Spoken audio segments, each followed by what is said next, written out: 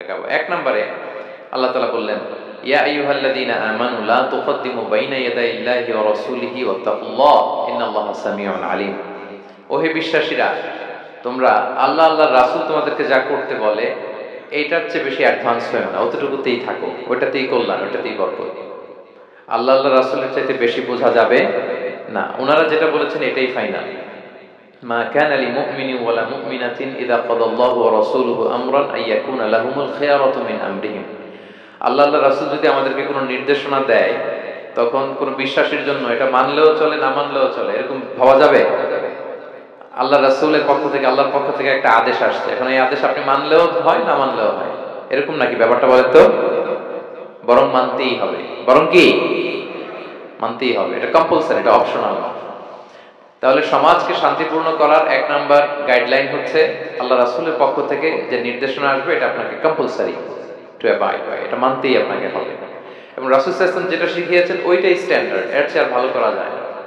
এক সাহাবী বেশি ইবাদত করতে যেয়ে বললেন যে আমি আজ থেকে সারা রাত তাহাজ্জুদ করব, রাতে আর ঘুমাবো না। আরেক সাহাবী বললেন আমি সারা বছর রোজা রাখবো, আমি আর রোজা ভাঙবো না। আরেক সাহাবী বলেন আমি আমার স্ত্রীদের কাছে যাব না, আমি সন্ন্যাসী জীবন যাপন করব। রাসূল সাল্লাল্লাহু আলাইহি ওয়াসাল্লাম শুনে অপছন্দ করলেন, বললেন তোমরা নাকি এমন এমন বলেছো, আমি তো বিশ্বনবী রাহমাতাল লিল আলামিন, আল্লাহর হাবিব, আমি তো কোন দিন রোজা রাখি, আবার কোন দিন রাখি না, সোম বৃহস্পতিবারে রাখি, অন্যান্য দিন তো রাখি না, আবার রাতে আমি ঘুমাই, আবার তাহাজ্জুদও করি, আবার আমি স্ত্রীদের সাথেও মেলামেশা করি, তো আমার এই ব্যালেন্স লাইফ লিড করেও তো আমি আল্লাহর শ্রেষ্ঠ হতে আমার কোনো সমস্যা হয় না, তোমাদের কি সমস্যা হলো? সুবহানাল্লাহ। দেখেন, ইসলাম খুব ব্যালেন্সড অ্যাপ্রোচে বিশ্বাস করে, ভারসাম্যপূর্ণ জীবন বিধান। তার মানে রাসূল সাল্লাল্লাহু আলাইহি ওয়াসাল্লাম যেটা শিখিয়েছেন ওইটাই স্ট্যান্ডার্ড। আপনি কি রাসূল সাল্লাল্লাহু আলাইহি ওয়াসাল্লামের চেয়ে বেশি মুত্তাকি হতে পারবেন? বুঝে থাকলে আওয়াজ করে বলুন, আল্লাহ রাসূলের চেয়ে বেশি বুজুর্গ হওয়া সম্ভব? মুত্তাকি হওয়া সম্ভব? আল্লাহওয়ালা হওয়া সম্ভব? তিনি যেটা শিখিয়েছেন ওইটাই স্ট্যান্ডার্ড। তাহলে প্রথম দিক নির্দেশনা হচ্ছে আল্লাহ আল্লাহ রাসূলের চেয়ে বেশি বোঝা চলবে, ওনারা যে নির্দেশনা দিয়েছেন সেটা মানলেই জীবনের সুখ, সেটা মানলেই কি এক নাম্বার গাইডলাইন।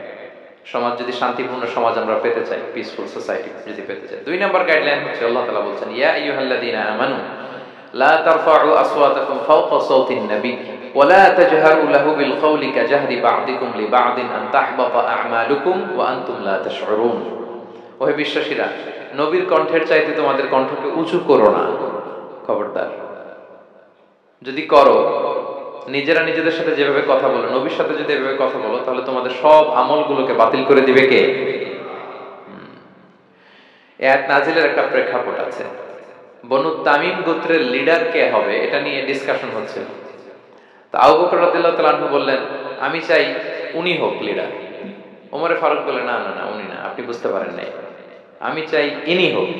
আবু বকর বলে ওমর তুমি ঠিক বলো না, আমি বললে তুমি খুলে উল্টাটা বলবে, উনি হলে ভালো হয়। ওমর ফারুক বলে না না না, উনি না, উনি হলে। এই যে উনি উনি করে দুইজন তর্ক বিতর্ক করতে করতে ওনাদের কণ্ঠটা রাসূল সাল্লাল্লাহু আলাইহি ওয়াসাল্লামের কণ্ঠের চাইতে একটু উঁচু হয়ে গেল, যেটা দেখতে অনেকটা অশোভন ছিল, সুন্দর দেখাচ্ছিল না। তো রাসূল সাল্লাল্লাহু আলাইহি ওয়াসাল্লাম সামনে বসা, ওনার সামনে উঁচু গলা করে কেউ কথা বলবে, এটা আল্লাহ বরদাশত করলেন না। আরশের উপর থেকে আল্লাহ তাআলা আয়াত নাযিল করলেন, লা তারফাউ আসওয়াতাকুম ফাওকা সাওতিন নবী, খবরদার নবীর কণ্ঠের চাইতে যেন তোমাদের কণ্ঠ উঁচু হয়ে না যায়। যদি যায় তাহলে তোমাদের আমলগুলো বাতিল হয়ে যাবে। এবং নিজেরা নিজেদেরকে যেভাবে ডাকো সেভাবে ডেকো না, এরকম করলে আমল বাতিল হয়ে যাবে। তো আল্লাহ তাআলা এখানে আদব শিক্ষা দিলেন যে রাসূল সাল্লাল্লাহু আলাইহি ওয়াসাল্লামের সামনে কথা বলতে গেলে খুব ভদ্র ভাষায় কথা বলতে হবে, শালীন ভাষায় কথা বলতে হবে। মজার ব্যাপার হচ্ছে, আপনারা জানেন কিনা জানি না, যারা হজ উমরা করেছেন আপনারা দেখবেন যে রাসূল সাল্লাল্লাহু আলাইহি ওয়াসাল্লামের পবিত্র কবরের উপর এই আয়াতটা এখনো লেখা আছে যে লা তারফাউ আসওয়াতাকুম ফাওকা সাওতিন নবী, নবীর কণ্ঠের চাইতে যেন কণ্ঠ উঁচু হয়ে না যায়।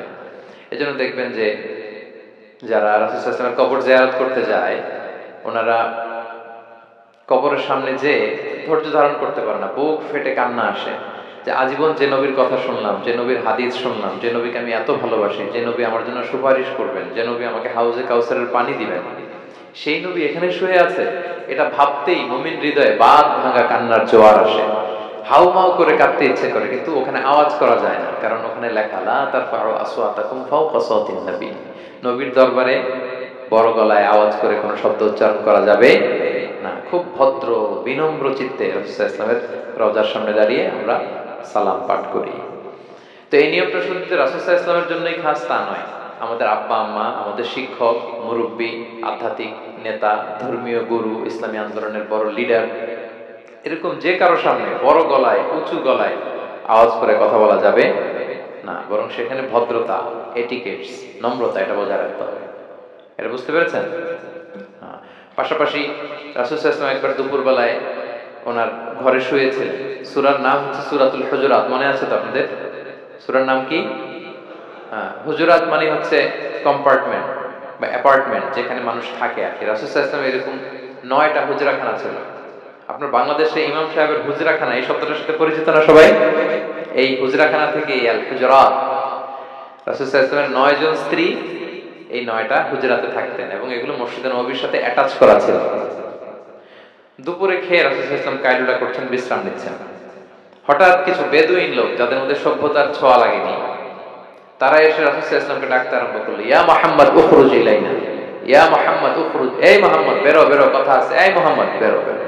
মানে কেমন যেন বন্ধুরে ডাকতেছে, মনে হচ্ছে বন্ধুকে ডাকতেছে। আল্লাহ তাআলা এটা বরদাস্ত করলেন না, বললেন খবরদার, নিজেরা নিজেদেরকে যেমনে ডাকো, নবীকে যদি অমনে ডাকো, তোমার ঈমান আমল সব বাতিল হয়ে যাবে। খবরদার, সব বাতিল হয়ে যাবে। বরং ওনাকে যখন সম্বোধন করবে তখন ডাক দিবে খুব ভদ্র ভাষায়, বলতে হবে ইয়া নবী আল্লাহ, ইয়া রাসূল আল্লাহ, ইয়া হাবিব আল্লাহ, এরকম ভদ্রোচিত ভাবে রাসূল সাল্লাল্লাহু আলাইহি ওয়াসাল্লামকে ডাকতে হবে।